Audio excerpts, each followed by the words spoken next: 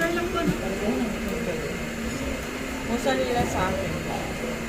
Thank po. Sila sa kung saan nila. Mix na.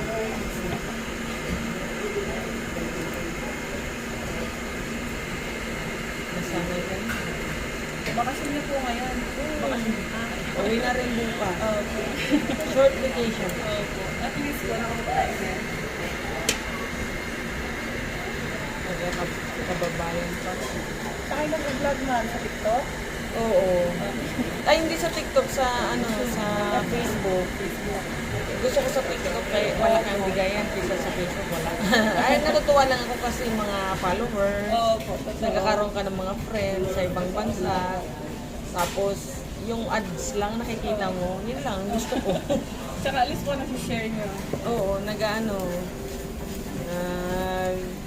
pa-vlog ng kunyari, walang kwentang vlog. Bahala kayo manood dyan, sabi ko. Totoo nga po. Pero marami naman. Wala nga manood. Lalo na ngayon na kasi ang daming gusto pumunta sa Cruise. Canada at SPID. Ito nga, ano ko tong, iba-vlog ko tong pag-cruise, ano yung mga Opo. pwede. Ano vlog yun ako? Oo. Ayan siya, guys.